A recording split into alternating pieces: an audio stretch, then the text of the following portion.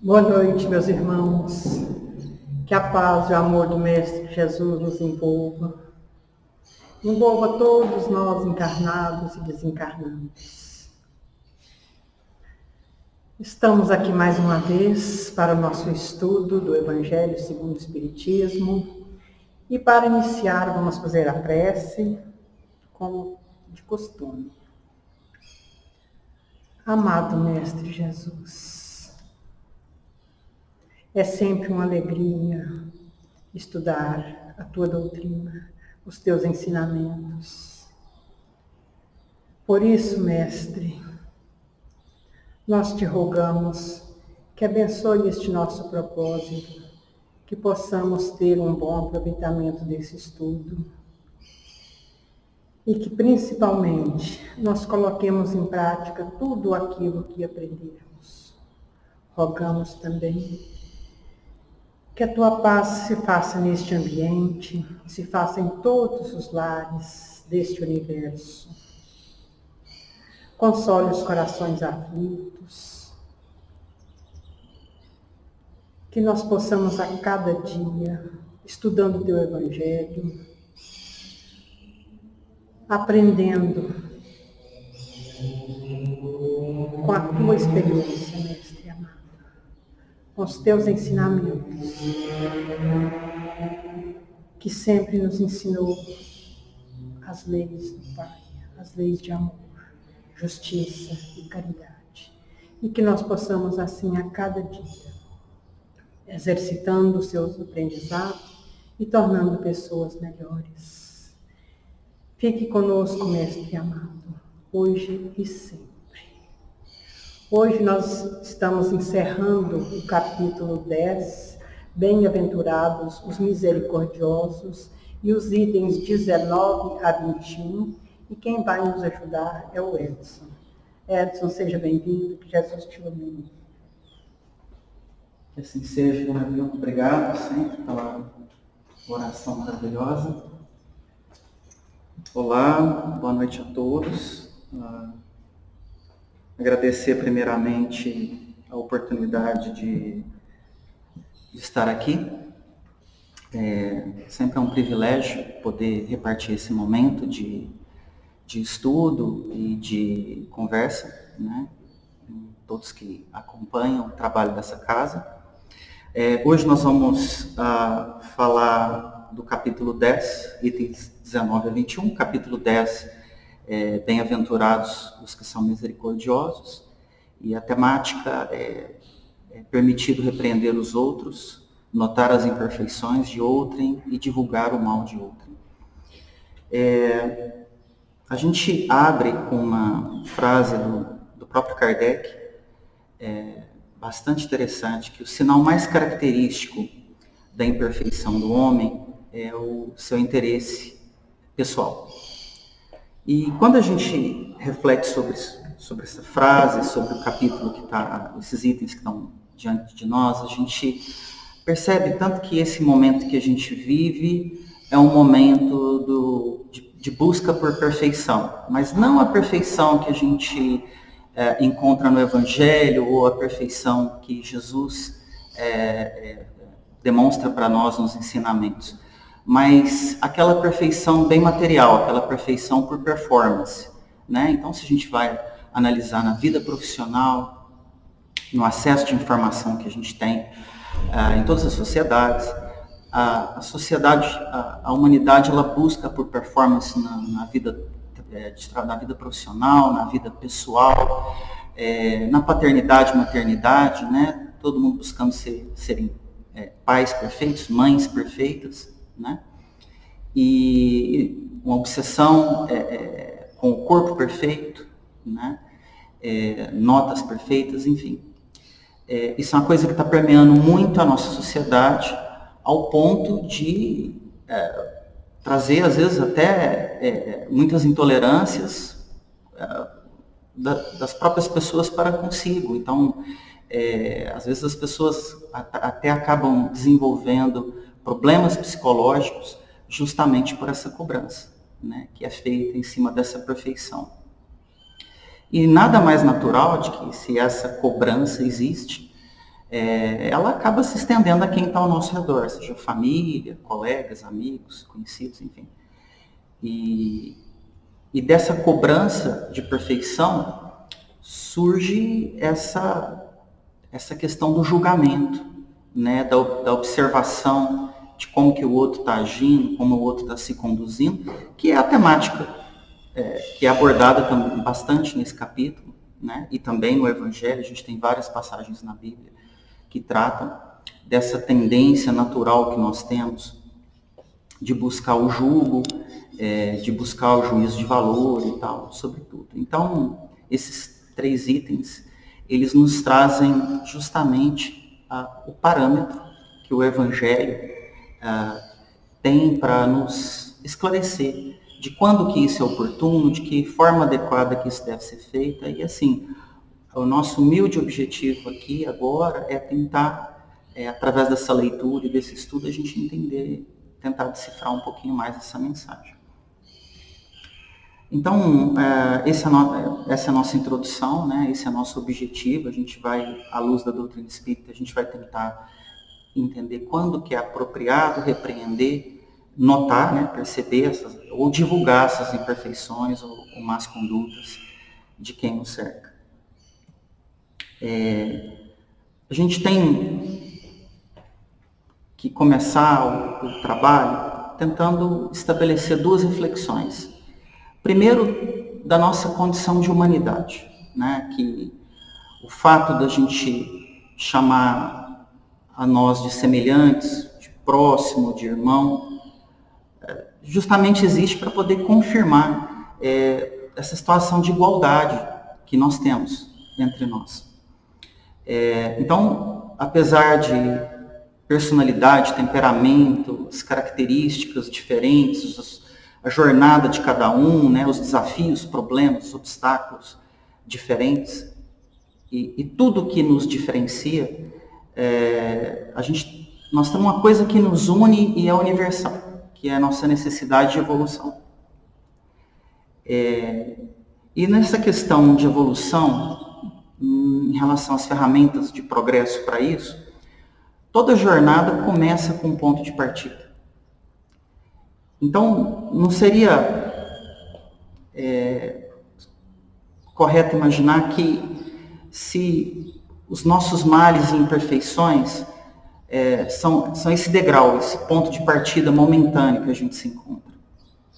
E nessa caminhada, nessa escalada para a gente buscar essa perfeição. Não a perfeição de performance, que a nossa limitação material às vezes turva a nossa visão, mas a perfeição que o Cristo nos ensinou, né?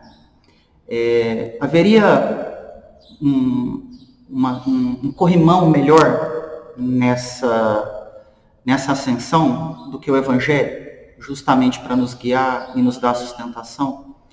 E existiria, se a gente for refletir, energia maior do que o amor para nos propelir nessa escalada, né, como energia motriz de ascensão a cada degrau que se coloca, né? Então, essa é a reflexão que a gente gostaria de colocar para a gente começar a ler esses textos. Os pontos chaves dessa parte final do capítulo são basicamente 3, os itens 19, 20 e 21, né, onde começa essa introdução, onde inicia-se com uma pergunta: é permitido repreender os outros, notar as imperfeições de outra e divulgar o mal de outra. E aí nós temos o item 19, né, que também é uma pergunta que elabora nesse contexto, que é: se ninguém é perfeito, né, seguir-se-á que ninguém tem o direito de repreender o seu próximo. Aí a pergunta 20 será repreensível notarem-se imperfeições dos outros, quando daí nenhum proveito possa resultar para eles, uma vez que não sejam divulgadas, né? E por último, o item 21, se haverá casos em que se convenha que se desvende o mal de outrem, né? Então, é uma pergunta maior e 3 perguntas que a gente vai estar explorando juntos. No primeiro item, no item 19, o Espírito São Luís, quando ele revela essas informações para o codificador, ele tem duas partes que nos chamam bastante atenção. Que ao responder essa pergunta, o Espírito diz o seguinte: cada um de vós deve trabalhar pelo progresso de todos, e sobretudo, daqueles cuja tutela vos foi confiada. Ao demais, a censura que alguém faça a outrem deve ao mesmo tempo dirigi-la a si próprio, procurando saber se não a terá merecido. Então, quando a gente vai tentar buscar o ensinamento dessas instruções, a melhor perspectiva que a gente pode ter é justamente começar a analisar essas respostas pela ótica do Cristo. O exemplo da atitude do Cristo ao lidar, durante a prática do evangelho dele, com diversas condutas repreensíveis. E a forma como ele analisou essas condutas e a forma como que, pedagogicamente, ele esclareceu, às vezes grupos, às vezes pessoas, de como aquela conduta não estava adequada, né? Mas ele fez tudo com muita serenidade e com muito propósito, e mais importante de tudo, com muito objetivo, né? Então, em momento nenhum, ele se furtou a lidar com as imperfeições que ele estava encontrando ao longo do caminho, mas ao contrário, ele se utilizou de cada uma delas para ajudar não só aquelas pessoas, como a quem estava ao redor ou quem convivia com aquelas pessoas, e para deixar um legado de uma mensagem que nos serve até hoje como exemplo, né? É importante a gente analisar pela ótica também da questão da caridade, porque em se importar de fazer uma repreensão para o indivíduo que está perto de nós e ajudar através dessa repreensão da forma que a gente pode, com conselho, com uma palavra, com orientação, né? Isso é uma forma de caridade, né? Porque a antítese disso, o oposto disso, seria você não se importar, você não ter amor, e aí, pela aquela ausência de amor, você não vai falar nada e você vai deixar aquela pessoa em erro, né? O exemplo mais simples que a gente dá é o exemplo que acontece com os nossos filhos, né? Onde a gente tem ali aquela tutelagem que o Espírito, aquela responsabilidade que o Espírito menciona, de cuidar, de ensinar, de dar essa bússola moral, né?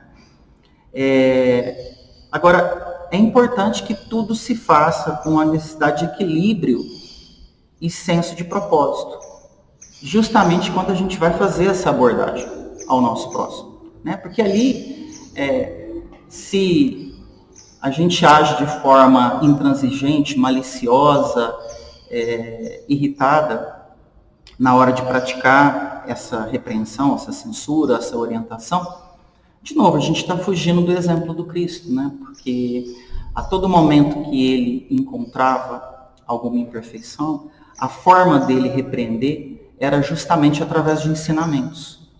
E em muitas ocasiões, e até em exemplos de conduta que partiam dele próprio, né? Então, essa moderação fica o exemplo para nós da questão do equilíbrio, né? Inviabiliza muito a nossa atitude de ajudar e repreender se a gente faz de uma forma escandalosa ou de uma forma até às vezes maliciosa, ou com a simples intenção de denegrir, de rebaixar, né, ou de menosprezar o valor do outro. Na nossa condição de imperfeição, né, que a gente começou a comentar no início do capítulo, ela nos condiciona a olhar a questão da falta e nunca um juízo de valor do nosso semelhante. Porque nós somos esse ser costurado de muitas qualidades, mas de imperfeições também, né? E nessa caminhada nossa por essa melhoria, a gente tem partes de nós que precisam de muito trabalho, de muito polimento. Então, a gente não gostaria de sofrer juízo de valor o tempo todo. Então, a gente tem que estender isso para o nosso próximo, né?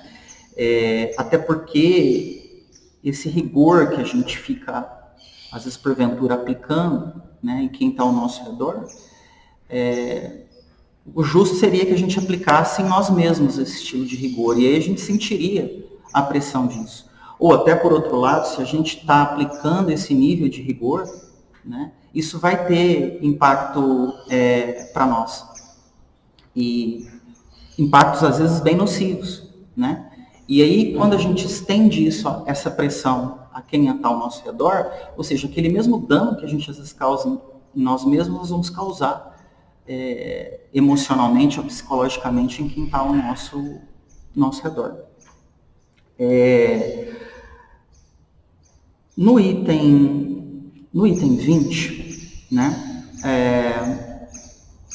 a pergunta é a seguinte: será repreensível notarem-se as imperfeições dos outros, quando daí nenhum proveito possa resultar para eles, uma vez que não sejam divulgadas? E aí o Espírito responde: tudo depende da intenção. O erro está no fazer-se que a observação redunde em detrimento do próximo. Aquele que note os defeitos do próximo, o faça em seu proveito pessoal, isto é, para se exercitar em evitar o que reprova nos outros.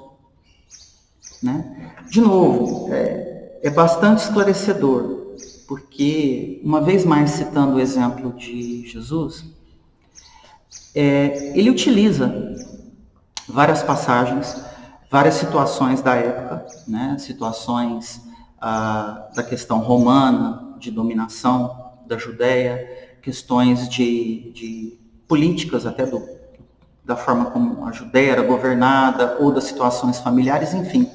Jesus tinha uma forma muito didática de entender o conceito daquele local onde ele estava e utilizar aquilo que ali estava ocorrendo de forma a prover um ensinamento que tocaria ali a quem tivesse aberto a ouvir a mensagem dele. E durante esse processo, ele tocou o coração e a mente de pessoas que tinham mais instrução, pessoas mais simples, pessoas de nacionalidades diferentes, que ali tiveram a oportunidade de se encontrar com ele. Né? Mas sempre com esse objetivo instrucional, né? De servir aquilo como um exemplo, e até a própria utilização de parábolas já nos mostra isso, né? Da impessoalidade das parábolas em mostrar certas circunstâncias ou situações sem tentativa de detrimento, né, de uma posição ou de uma profissão, enfim, né, ou da identificação de uma pessoa individual dentro da parábola. As parábolas, elas eram genéricas, né, justamente porque o objetivo era ali passar o conteúdo do ensinamento e não estigmatizar determinado indivíduo ou determinado grupo de indivíduos. E nesse item, a gente também aprende que as imperfeições são um fato, são uma condição do nosso estágio de evolução, da nossa matéria. Então, assim, também nós não devemos ignorar, né? Porque ignorar essas imperfeições seria atentar contra o nosso progresso, porque a partir do momento que a gente não nota que tem algo a ser melhorado e acha que está tudo bom, que está tudo ok, o que vai nos motivar, o que vai nos despertar? É ou não a presença de obstáculos no meio que nos cerca, que justamente nos motiva a estudar, a desenvolver tecnologia, inovação, a trabalhar, né, a corrigir problemas, a trazer soluções, né? Então, a mesma coisa, a gente não deve se furtar. Tem um conceito muito interessante de alteridade, que ao mesmo tempo que se reconhece a diferença de cada um, esse conceito e a prática dele nos leva muito a nos colocar no lugar do próximo, entender as angústias do outro e tentar pensar no sofrimento dele e na diferença de cada um e no que tem de semelhança entre nós, que independente de religião, independente de crenças, todo mundo busca Deus, né? independente do nome que ele é chamado ou da personificação que ele tem. E quando a gente faz esse exercício nesse item, onde a gente está observando ali o nosso próximo, com esse intuito íntegro e independente de aprender com aquilo que está acontecendo, duas coisas que a gente pode constatar. Uma é que, de repente, aquele semelhante está sendo um espelho de nós mesmos. Então, nessa contemplação das dificuldades ou atitudes que o nosso próximo está tendo, ali a gente às vezes vai ver nós mesmos agindo naquele momento da mesma forma, ou em tempos anteriores, que a gente já teve aquele comportamento, que a gente já teve aquela atitude.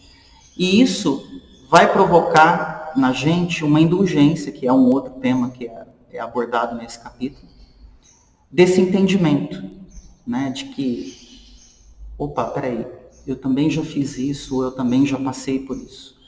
Então, às vezes eu não fui tão compreendido quando isso aconteceu comigo, mas então agora é a minha chance de ofertar para essa pessoa que está ao meu redor, ou que eu estou acompanhando, o entendimento que às vezes eu não tive, né?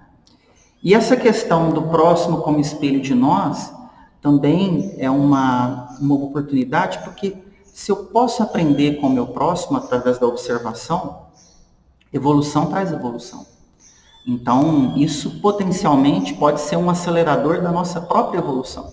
Porque às vezes, se a gente consegue aprender com aquela mensagem, com aquele exemplo, às vezes nós mesmos não vamos ter que passar por aquilo como exercício, porque a gente já entendeu, né? E se já entendemos, a gente está acelerando ali o nosso processo de evolução, quem sabe, né? É uma coisa a se pensar, a se refletir. No item 21, aí nós temos a pergunta: haverá casos em que convenha que se desvende o mal de outrem, né? E aí o Espírito diz que é uma pergunta muito delicada. E de fato, é uma pergunta muito delicada, que a gente está lidando num mundo altamente conectado, onde as notícias, as informações fluem tão rápidas, né? A gente pode estar ali, ao fazer isso, destruir a reputação de alguém, destruir a vida de alguém, né? Trazer danos ali que podem, né, dentro desse contexto, dessa existência, podem ser até irreparáveis para aquela pessoa, né, psicologicamente, ou enfim. E o Espírito orienta, ele fala, é necessário se apelar para a caridade bem compreendida. Segundo as circunstâncias, desmascarar a hipocrisia e a mentira pode se constituir um dever. Pois mais vale que caia um homem do que virem muitos a serem suas vítimas, né? O que a gente leva disso? De novo, a gente volta a analisar o exemplo do Cristo, né? O Cristo, ele não buscava a confrontação, ele não buscava a rebeldia, ele não buscava a revolta, mas ele não se furtava de apontar comportamentos e condutas, né? Até de gente que na época era muito poderosa, como os romanos, ou como o Sinédrio, que era a autoridade que estava ali intitulada de conduzir a lei judaica. Mas ele não se furtava a argumentar, mesmo dentro de uma sinagoga, e trazer o contexto dele, e debater, e repreender. A gente tem a passagem do templo, onde ele derruba as mesas dos comerciantes, e ele provoca ali uma censura e uma denúncia do uso irregular da casa de oração. E é uma passagem que marca muito porque, mais que verbal, ele teve ações ali para fazer essa denúncia, para fazer essa repreensão de forma pública, de forma ampla. Mas, não, mesmo nesse evento, não houve juízo de nacionalidade, posição social ou de individualização de quem estava ali, e sim da conduta que estava sendo praticada e da importância que era condenar aquela conduta, como forma de interromper aquela prática, né? Porque a atitude de alguns poucos ali estava prejudicando as orações de muitos e o propósito daquele lugar. Mas sempre observando a didática, a serenidade e o objetivo dele que validava tantas ações dele, que era o amor, a caridade e a obediência a Deus. Em momento nenhum ele se furtou disso, nas falas e nas ações. No trato dos romanos ele foi questionado, o próprio conflito entre Pedro e os soldados romanos, onde houve uma ação de violência, mas Jesus vai ali e mais uma vez simboliza que ele não queria aquilo, né? O que ele queria ali era divulgar o reino do Pai dele e jamais buscar uma confrontação. Quando a gente olha para esse item e entende que o apontamento dos erros, além de provocar esse efeito corretivo, ele também é um lembrete da nossa fragilidade de condição humana, né? E esse apontamento do erro, em momento nenhum, nos coloca numa posição de superioridade. Ao contrário, né? A gente está ali praticando uma caridade de apontar aquilo para evitar um mal maior, mas isso não nos coloca numa posição de superioridade ou num estigma de perfeição, porque a gente está ali sendo instrumento daquele alerta. Aliás, a construção do Evangelho usa os percalços humanos justamente para nos indicar o que é o caminho de melhoria, de evolução. Se a gente pensar que a nossa condição de imperfeição é como se fosse uma argila, um barro, e que os ensinamentos de Jesus vão moldando e dando forma para isso, né? E que a opção nossa pelo amor e pela caridade, mesmo com a prática do nosso livre-arbítrio, vai consolidando essa evolução. Então, esse estímulo que a gente exerce ou que a gente recebe de denúncia e correção dessas atitudes, ela é um processo para justamente ajudar a moldar isso melhor, né? Aonde a gente está recebendo. Assim como o nosso clima, a nossa natureza, ela tem os processos naturais dela, que vão modificando o ambiente, mas que a harmonia permanece, né? Mesmo no caos de uma tempestade ou em qualquer fenômeno climático, você tem ali um processo cíclico de recuperação e renascimento. Porque o bem comum, afinal, tem que ser o nosso maior compromisso. Então, quando essa intervenção é feita e o objetivo é esse bem comum, não é uma malícia de criticar para rebaixar ou criticar para criar um efeito detrator na reputação da pessoa, na carreira da pessoa, na vida pessoal. Quando o interesse é o bem comum, isso vai ter sustentabilidade, isso vai ser sempre respaldado. Então, a gente precisa diferenciar entre a má conduta, que prejudica apenas a quem escolhe, a quem está exercendo o seu livre-arbítrio ali, e às vezes não está preparado para aprender ainda, né? Da má conduta que prejudica toda uma coletividade. Isso é importantíssimo. E aí a gente traz algumas constatações, né, que vem do capítulo, mas também vem desses 3 itens, vem da instrução que o codificador nos trouxe, que não é apropriada a preocupação com os defeitos dos outros de maneira pequena ou vulgar. Não é essa que tem que ser nosso posicionamento. Que quando a gente tem essa indulgência da prática do amor, do entendimento, e a gente vê essas imperfeições, a gente vê qualidades também. E aí, essa coexistência de qualidades e imperfeições que nos mostra que todo ser é único, né? Mas que todo o espírito é, sim, um campo fértil. se a semente que está sendo plantada ali é o esclarecimento. Daí a importância do tipo de afirmação ou apontamento que a gente faz. Porque é na forma e no conteúdo desse apontamento, dessa crítica, dessa censura que a gente faz, essa observação, é que pode estar a semente que vai ser fértil naquele espírito e vai ajudar naquela evolução. E isso é a caridade, né? Quando a gente divulga sem justiça, sem propriedade, os erros do nosso semelhante,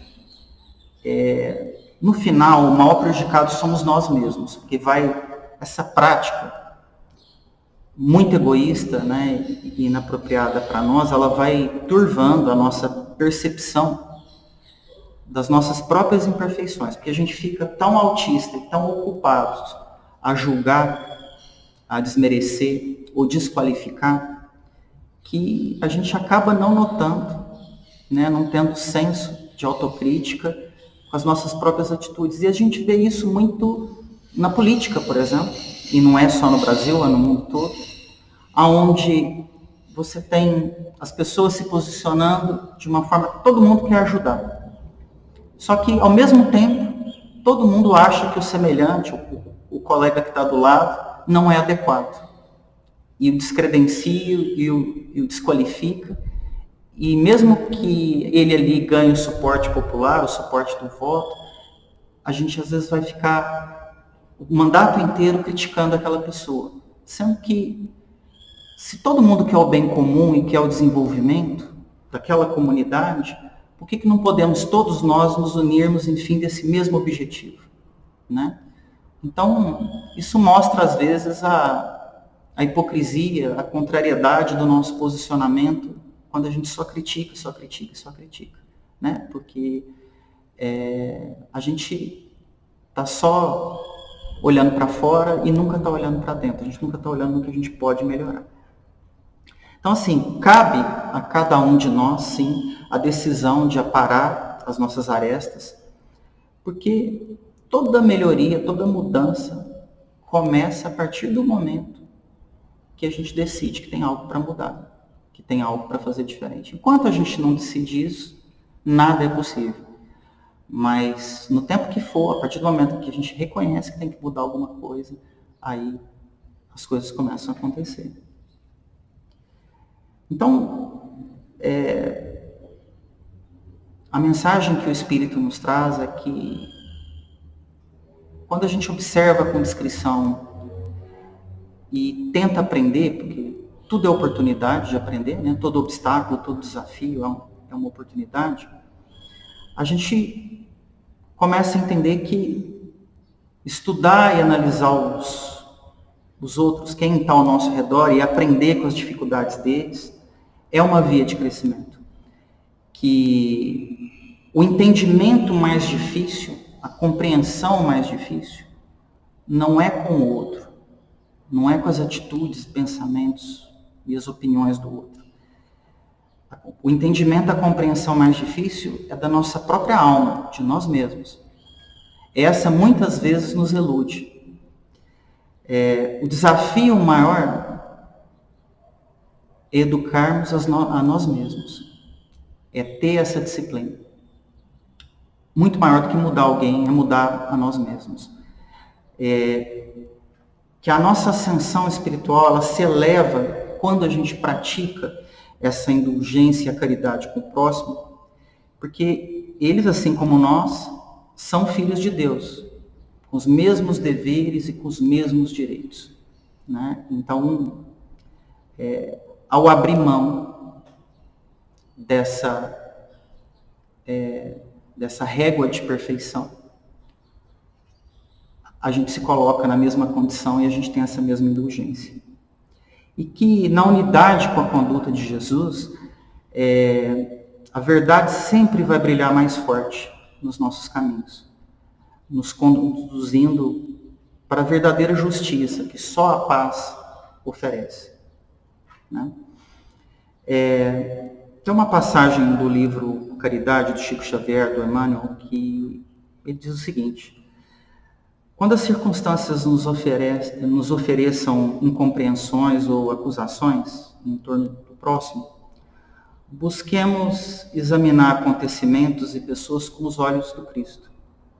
Imaginemos-nos de posse do senso divino, sem perder a noção da nossa reconhecida pequenez e a incomensurável grandeza daquele a quem nomeamos nosso Mestre e Senhor.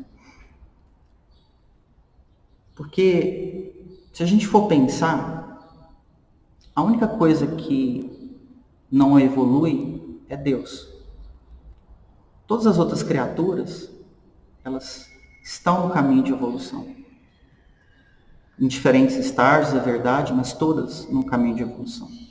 E a Bíblia nos traz diversas passagens, justamente dizendo sobre essa questão das imperfeições, do julgamento, desse juízo que se faz. Né? Mateus, no capítulo 21, versículos 12 a 13, ele trata do evento de Jesus no templo, né? Justamente mostrando o que a gente conversou no capítulo 20, no item 21, perdão, sobre essa questão de denunciar e de reprimir, e no caso ali, né, de todos os mercadores que estavam ali. Em Mateus também, no capítulo 7, fala do posicionamento de não julgar, para não ser julgado na mesma intensidade que se julga, na mesma medida. Em Romanos, mais uma vez, né, fala da questão do julgamento, mas justamente no que aborda o item 20, né, de não prover ali o julgamento, a repreensão, a censura, de uma forma que vai produzir o escândalo do nosso próximo, né? A divulgação, a quebra de reputação, porque ele não tem esse objetivo de caridade com aquela repreensão.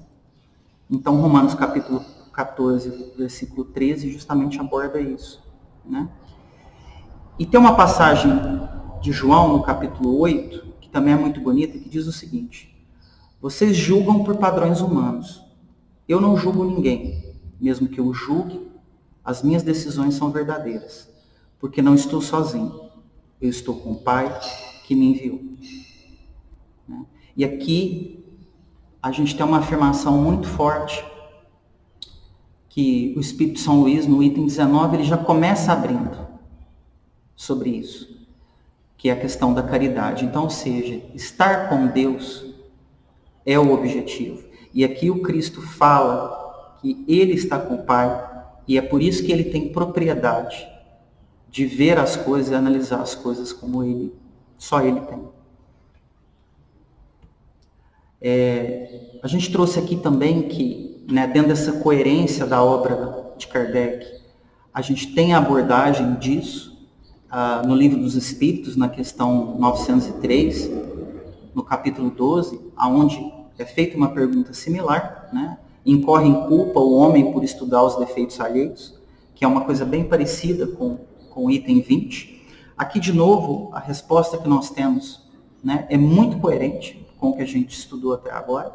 Né? O Espírito responde da questão da verdadeira intenção, da observação, da análise, né, de como que deve se proceder, né, da idoneidade de conduta a você interagir com essa imperfeição, com essa censura, né, e do exemplo de Jesus. Então a gente nota essa coerência. E quando a gente fala em Jesus, né, na escolha dos apóstolos, na escolha das pessoas que ele interagia, né, muita gente naquela época via ali naquelas pessoas várias imperfeições, defeitos, impropriedades. E o que Jesus via nessas pessoas? Né? O que Jesus via em Pedro, que mesmo tendo testemunhado o ministério dele, numa determinada hora o negou 3 vezes, mas Pedro foi o apóstolo que foi a base da construção, da disseminação cristã. Né? E Paulo, enfim, todas as pessoas que Jesus tocou durante a vida, que às vezes pelo um senso de sociedade da época, a sociedade ia achar inapropriado, enquanto que Jesus não. Ele via o potencial em cada um, e ele via o que tinha que ser trabalhado.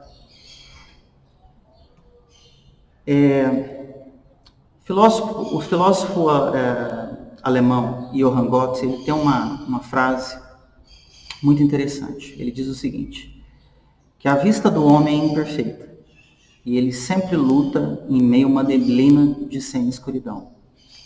Ele luta e peca durante toda a existência. No entanto, caminha instintivamente para a luz.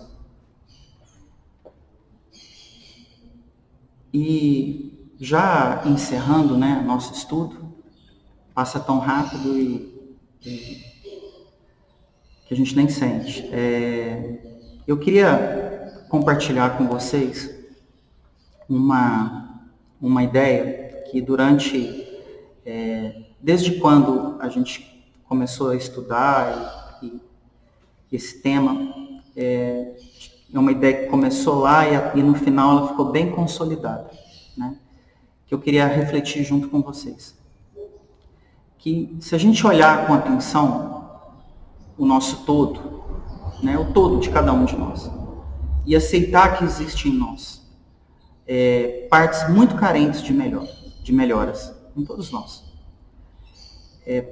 Todas elas, mesmo essas partes que a gente não é tão satisfeito ou tão feliz com elas, que a gente sabe que não está ok, elas nos formam, elas fazem parte, elas nos dão essa condição humana.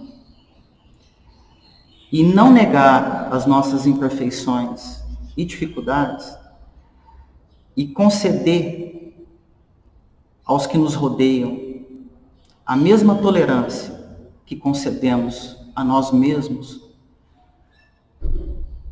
essa conduta sempre vai nos deixar numa situação mais leve, de mais paz, numa situação mais próxima de Deus. Eu queria agradecer muito a essa casa por essa oportunidade, agradecer a todos os trabalhadores, a todos os amigos, todos os irmãos que acompanham e nos ajudam.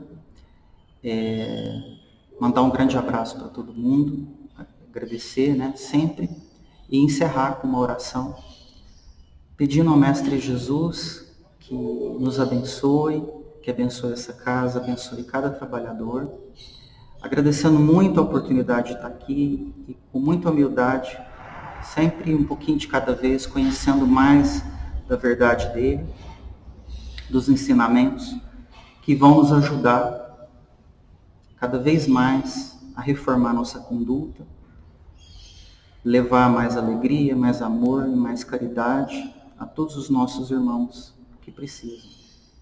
E em falando em nossos irmãos, pedir que os bons espíritos, os bons mentores, que Jesus leve a todos muita paz, muita luz, muito consolo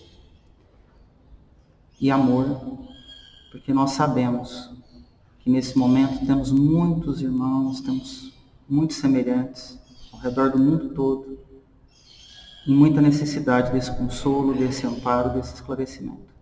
Que assim seja.